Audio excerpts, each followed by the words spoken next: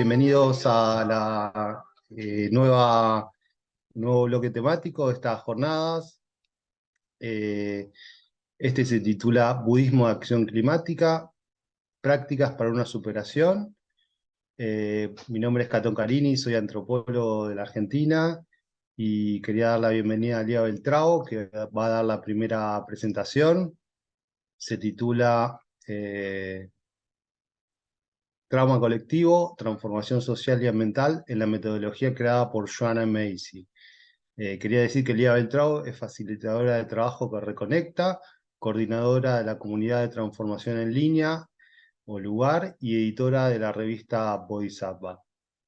Bienvenida, Lía. Muchas gracias, Catón. Ah, Buenos días, buenas tardes a todos, a todas. Soy brasileña, entonces por favor perdonen cualquier error que voy seguramente a cometer con el español. Soy periodista de formación, pero como dijo Catón, soy de esta metodología creada por Joanna Macy, que fue citada ahora mismo por Juan Pablo Restrepo. Entonces ya ha abierto un poco la puerta para nuestra conversación aquí, porque voy a charlar, hablar un poco sobre mi conexión con la visión y las prácticas propuestas por Joanna Macy.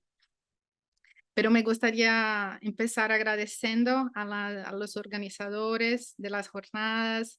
Me siento súper honrada de estar aquí entre personas dedicadas a pensar cómo podemos relacionarnos con este planeta, con toda su belleza, todo su horror, de una manera sana, inteligente, valiente. Y me siento especialmente feliz por ser parte de un evento iberoamericano entre tantos latinoamericanos. De verdad me da mucho gusto. Y voy a ubicarme un poco. Les hablo desde mi ciudad natal en Brasil, que se llama João Pessoa. Está ubicada en el punto más oriental de las Américas y los originarios de esta región se llaman Potiguara. Y a hora y media al norte de acá donde estoy hay un territorio indígena donde hay una comunidad de potiguaras que resisten valientemente. Entonces es posible que mi bisabuela fuera potiguara, pero los registros de su vida se perdieron con el tiempo. Entonces lo que tengo hoy es, como casi todos los brasileños, la certeza de que soy una mezcla de ancestros de esta tierra que llamamos Brasil, de África, de Europa. Y desde donde estoy me pongo a imaginar, y mientras oía las charlas de hoy por la mañana, ¿no?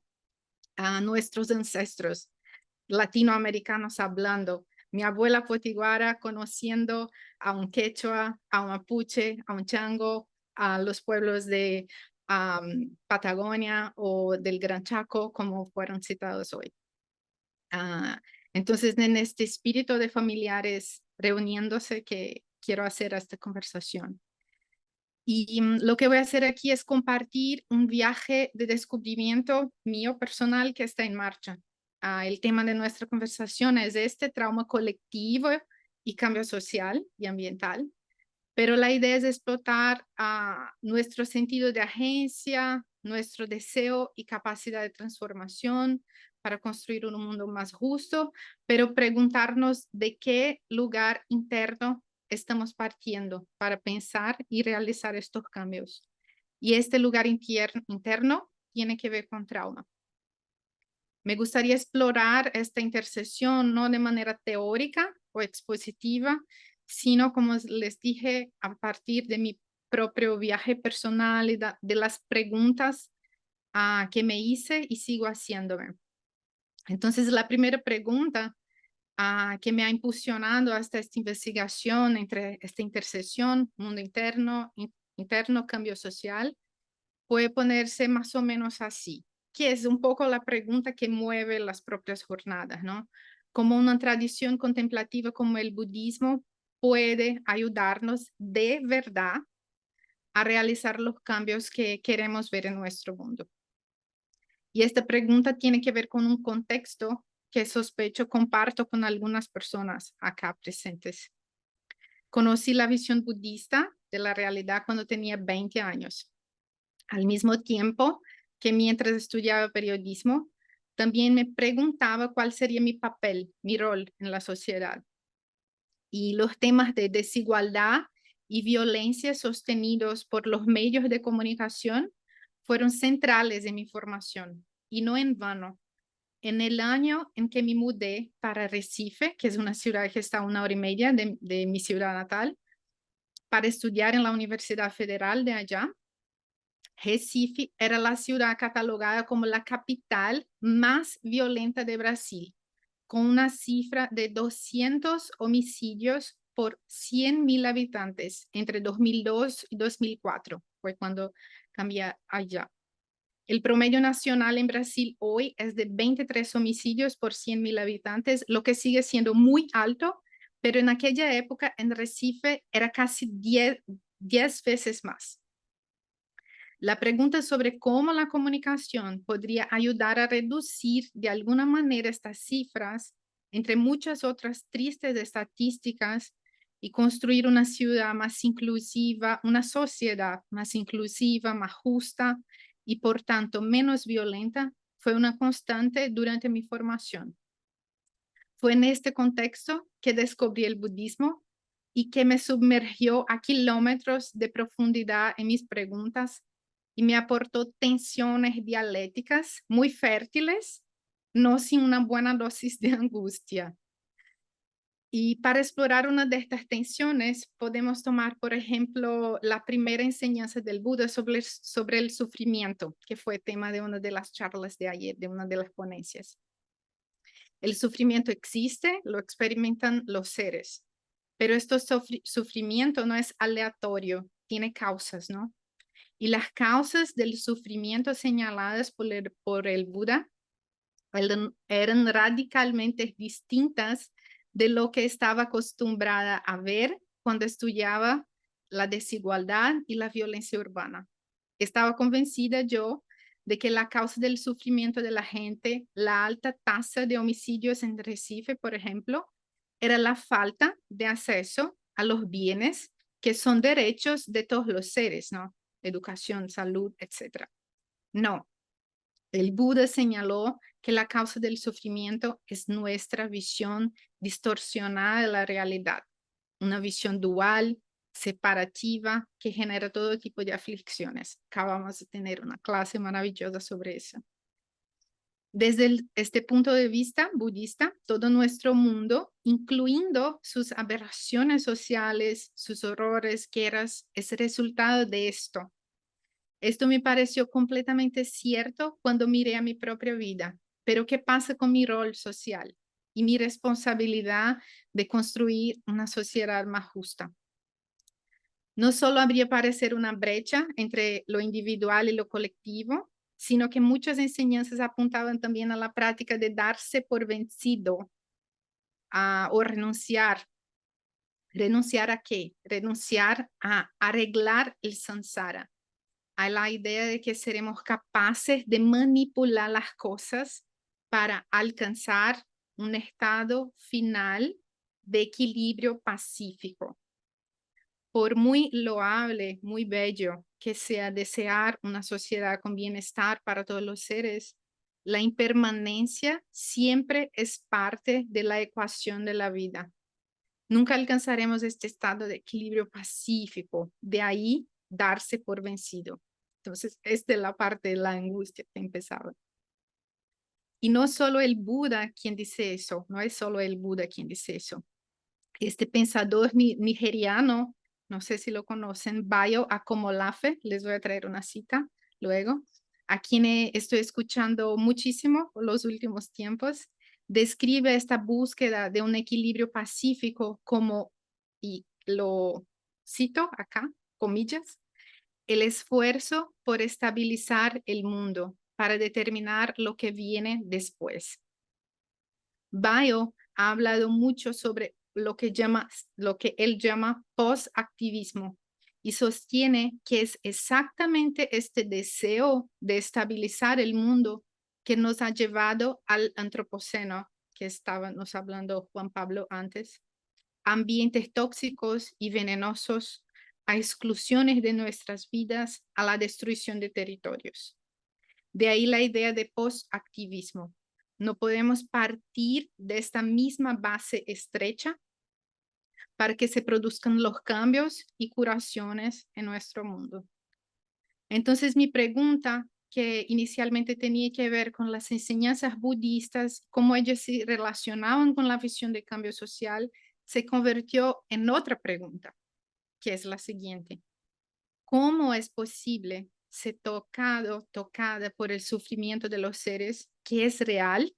Y eso coincide en el Buda y las personas que trabajan por cambio social, sin dejarse engañar por la idea de permanencia, sin anclarnos en proyecciones poco realistas, porque las proyecciones son siempre permanentes, fijas, sobre el futuro, sin querer, como dice Bioacumulafe, estabilizar el mundo de manera arrogante, colonial, mismo que con intenciones maravillosas.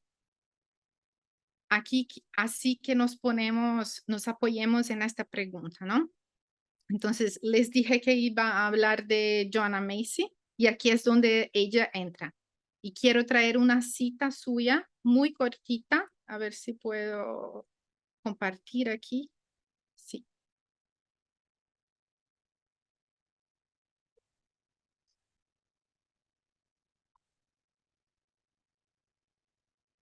Ups, un ratito.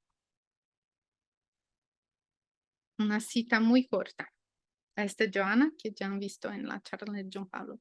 Entonces dice ella, no sentir el dolor sofoca nuestras respuestas. En portugués, asfixia. No sé si hay esa palabra en español. No sentir el dolor sofoca nuestras respuestas. Y voy a seguir, quiero seguir nuestra conversación alrededor de esta cita. Lo que sofoca y impide nuestras respuestas a nuestro mundo es nuestra incapacidad de sentir lo que está sucediendo a él, a nuestros hermanos humanos y no humanos, a la tierra. Esta afirmación aparentemente simple que en el enfoque de Joanna se transforma directamente en experiencia, no en teoría, tiene mucho dentro. Y me gustaría empezar con la segunda parte. Ella nos invita a sentir el dolor. ¿Y de qué dolor está hablando? Ella está hablando del dolor del mundo, el dolor del mundo sentido a través de nosotros. Este es el tema que realmente genera la metodología que ella creó, llamada el trabajo que reconecta. A finales de los 70, Joanna tuvo un gran insight sobre cómo la apatía hacia los problemas medioambientales, sociales, que podía haber incluso entre las personas que más amaba, no significaba que a la gente no le importaran, sino que no tenían la capacidad para entrar en este territorio del sentir. A partir de ahí, Joanna pasó a desarrollar una serie de prácticas en grupo que crean un espacio colectivo de seguridad para que de alguna manera aprendamos juntos a sentir y a expresar ese dolor. Y yo, como facilitadora de este método, pude presenciar y sorprenderme de verdad con el poder de estas prácticas tan simples. Les voy a dar un ejemplo de una de ellas. Tú pones dos personas en parejas y mientras una escucha en silencio, la otra completa la frase. Lo que parte mi corazón cuando veo lo que sucede en el mundo es. Lo que parte mi corazón cuando veo lo que sucede en el mundo es. La persona habla solamente 2 o 3 minutos y luego escucha en silencio mientras su compañera completa la frase durante más 2 minutos. Solo eso. Y es increíblemente transformador. ¿Pero por qué? Empecé a querer entender qué terreno estaba tocando cuando hacía este tipo de práctica con la gente, cuando invitaba a la gente a sentir y a expresar su dolor. Por eso comencé a capacitarme en una terapia informada por el trauma, que es el Somatic Experiencing. Hay muchas. Esta es conectada al profesor Peter Levine. La apatía que Joanna había descrito es identificada por estudios científicos como uno de los síntomas de trauma. Aquí tendré que detenerme y explicar brevemente qué quiero decir por trauma y cómo funciona. Entonces, cuando nuestro cerebro, más precisamente el tálamo, lee la información sensorial del mundo exterior como una situación que pone en peligro la vida, como una amenaza, se produce una orquestación del sistema hormonal del estrés y de nuestro sistema nervioso autónomo para generar una respuesta en milisegundos. Nuestra adrenalina aumenta, nuestra respiración, ritmo cardíaco aumentan, nuestros músculos se tensan. Todo eso prepara nuestro cuerpo para luchar o huir. Cuando nos damos cuenta de lo que está sucediendo, es posible que ya estemos actuando.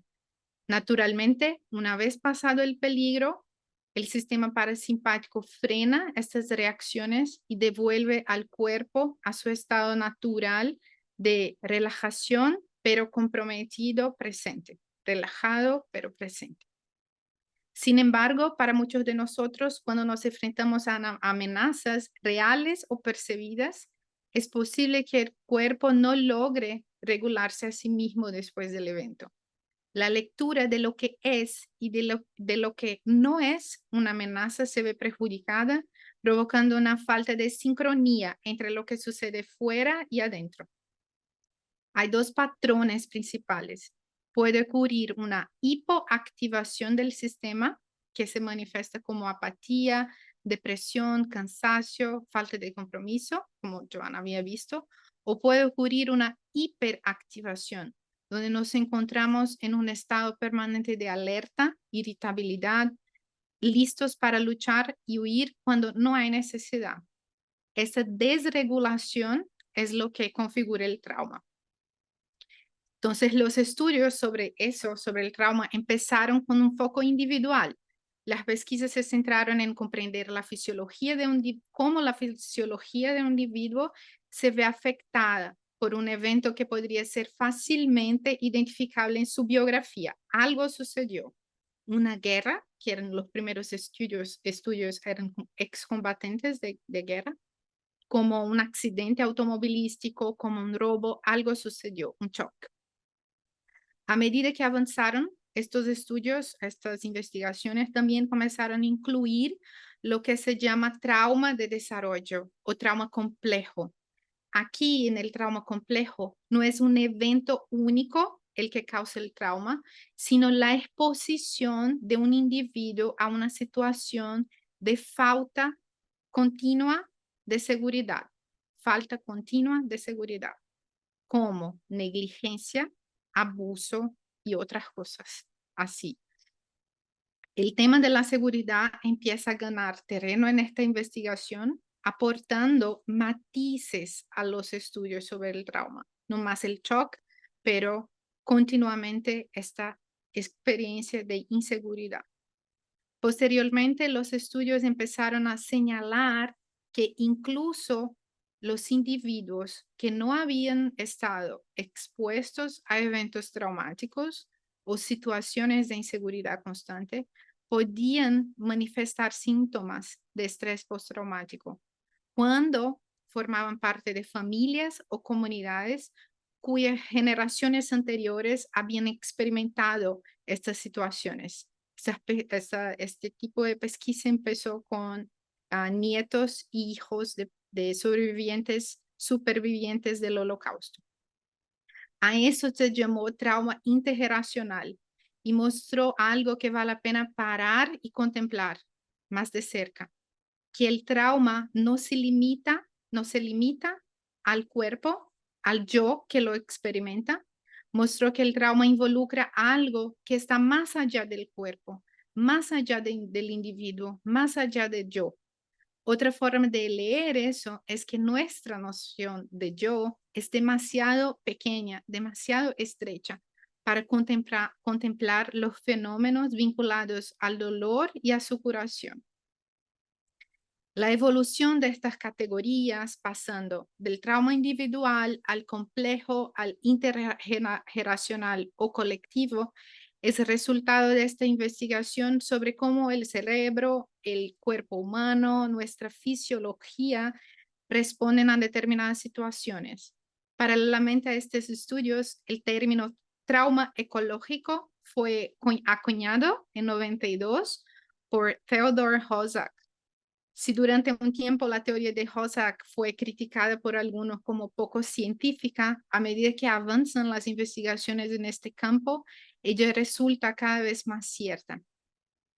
Los descubrimientos sobre cómo funciona el trauma colectivo están en plena evolución y la investigación científica ha dialogado muy rápidamente con procesos de curación, informando muchos enfoques terapéuticos, como es el caso del somatic experiencing, pero también la área de educación, la política y el activismo. Y en el caso del activismo, esta investigación sobre el trauma ha influido en las reflexiones sobre cómo vivir en un mundo que se derrumba, cómo vivir en el llamado antropoceno que hemos visto con Juan Pablo. Este pensador nigeriano que mencioné antes, que originalmente es psicólogo, Bayo Akomolafe, planteó las siguientes preguntas sobre trauma que les quiero enseñar.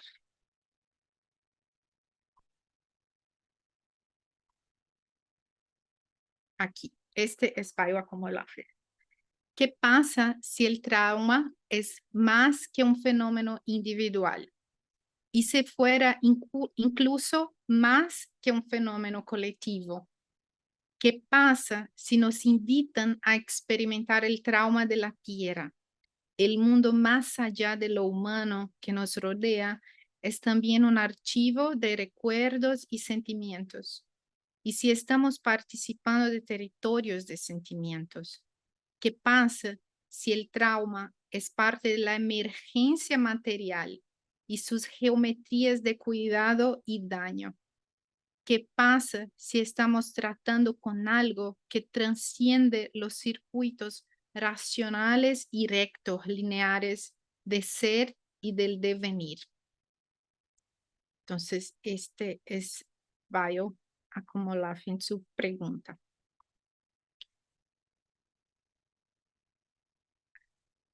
Experimentar el trauma de la tierra, como habla Bayo, acceder a ese archivo de la memoria y sentir qué es la tierra, es la invitación que nos hace Joanna Macy, muy influenciada pelo budismo, pero también por la ecología profunda y la teoría general de los sistemas. Joanna nos invita a ser testigos, a dar espacio a nuestro propio sufrimiento y al de los demás, humanos, no humanos, la tierra. Pero esto, y esta es una parte crucial, debe hacerse como grupo, en comunidad. Y si volvemos a los estudiosos sobre trauma, vamos a ver algo así. El trauma, este es Peter Levine, el profesor del Somatic Experiencing, que fundó, que creó, y él dice, el trauma no es lo que nos sucede, sino lo que guardamos dentro en la ausencia de un testigo empático. Entonces, ¿de qué testigo empático está hablando él? No es, lo que quiere decir es que no es solo el acontecimiento, sino el aislamiento, la idea de que estamos separados del mundo, la ausencia de un testigo empático, lo que crea la sensación de inseguridad muy visceral que establece y sostiene el trauma. Y cuando Peter Levine habla de este testigo empático, se refiere a alguien con el sistema nervioso regulado, resiliente, alguien capaz de hacer una lectura adecuada del mundo. Ahora mismo oímos una cita de Dogen hablando de esta lectura adecuada, apropiada del mundo. Es decir, cuyos sensores de amenaza y respuestas están sincronizados con el mundo. Alguien así es capaz de presenciar y resonar con el dolor del otro sin colapsar, sin hundirse, manteniendo el espacio para que el dolor que necesita ser expresado pueda encontrar aceptación. El neurocientífico Stephen Porges llamó a esto de corregulación. Porges puso las relaciones sociales en el centro de nuestra comprensión del trauma, con una teoría llamada la teoría polivagal. No voy a entrar en esto, pero su investigación muestra cómo la compañía de los otros, el apoyo social, es capaz de restablecer esta sensación visceral de seguridad que un cuerpo en trauma necesita para poder regularse nuevamente y responder adecuadamente a lo que sucede, sin hipo o hiperactivación. En el trauma, nuestra percepción de amenaza se ve comprometida y esto es lo que está sucediendo en nuestro mundo. La apatía de que hablaba Joana no es un síntoma es un síntoma de esta percepción distorsionada. Por lo tanto, para responder adecuadamente a una amenaza global sin precedentes, debemos aprender a estar en presencia de los demás con calidad, a ocupar lugares de dolor y horror sin colapsar. Y debemos hacerlo juntos. Es la calidad de nuestra presencia que creará un espacio para que respondamos apropiadamente a nuestro mundo. Entonces, esta pregunta que me hice sobre cómo actuar en el mundo de manera que no nos deje engañar por la visión de que vamos a estabilizar el mundo colonialmente, se abrió en direcciones bastante sorprendentes. Lo opuesto a querer estabilizar el mundo es estar presente para el mundo tal como aparece ahora mismo. Y me parece fascinante cómo estos estudios sobre trauma han desentrañado los matices de este estar presente. Han proporcionado un mapa detallado de cómo entrar en este terreno. Es como si una vasta inteligencia del cuerpo humano estuviera siendo revelada, algo que sucede muy por debajo o por encima del nivel de cognición, del intelecto, del pensamiento. Para mí, el gran mensaje que escucho de estas investigaciones es, tenemos todas las herramientas evolutivas aquí mismo en nuestros cuerpos para acceder a este espacio no cognitivo de abertura, a ser testigos a lo que está sucediendo y al hacerlo emergen el vínculo, la conexión, la empatía, la compasión, la disposición para la acción inteligente. Esto nos acerca de la segunda parte de la cita que habla de respuestas. Las respuestas de la que habla Joana no son nuestras, son de la red de la vida, del sistema. La visión aquí, y eso es bastante sistémico, es que cuando encontramos otros seres y las situaciones de este mundo en este espacio de apertura, podemos ser atravesados por las respuestas que quieren surgir. En cierto modo, el sistema nos usa para que la curación suceda. Nuestro papel, nuestro rol es estar abiertos, nos dejar afectar, tocar, conmover y permanecer con el problema el tiempo suficiente para que éste revele sus soluciones. La filósofa y zoóloga Donna Haraway presenta un caso fascinante a favor de esta actitud de quedarse con problema como forma de descubrir nuevas formas de vivir y morir en este mundo en colapso. Las referencias que utilicé fueron de científicos del trauma, filósofos, pero para los practicantes budistas acá presentes, esto no debería ser una sorpresa, porque dar testimonio, sostener esta presencia, es la práctica que en el budismo mahayana permite el despertar de la bodhicitta, la inseparatividad de compasión y sabiduría. Ha estado ahí por mucho tiempo. Ahora podemos celebrar que otros campos de conocimiento están aportando matices a esta antigua práctica. Y finalizando, si podemos adoptar esta práctica de ser testigos del dolor y entrenar en la corregulación, maravilloso.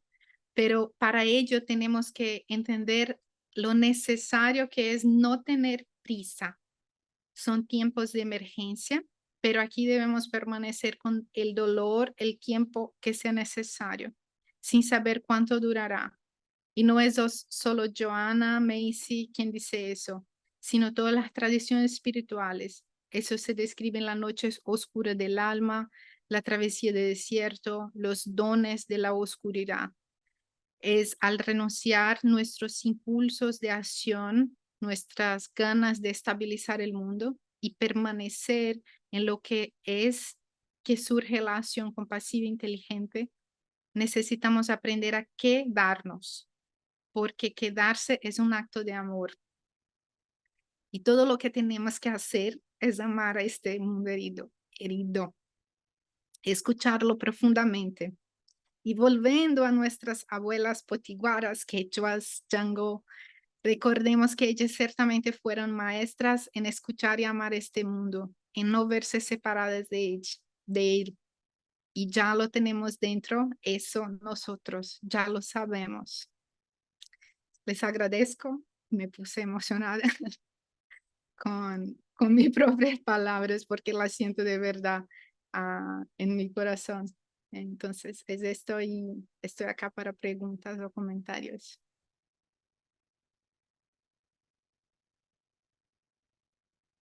Bueno, muchas gracias, Lía. Muy interesante tu ponencia, me encantó. Y bueno, sí, tenemos algunas preguntas de asistentes. Hay una pregunta que dice, según la metodología de Joanna Macy, ¿cómo se Ujú. relaciona el dolor con la crisis climática actual? Mm. Lo que es muy interesante sobre la metodología creada por Joanna para mí es que cuando nos encontramos en grupo, ¿no? Como facilitadora, llamamos a la gente a venir, no ponemos una agenda, no ponemos puntos de lo que es problemático en nuestro mundo, sino les preguntamos exactamente como en esta pregunta que describí, ¿qué parte tu corazón cuando mira alrededor?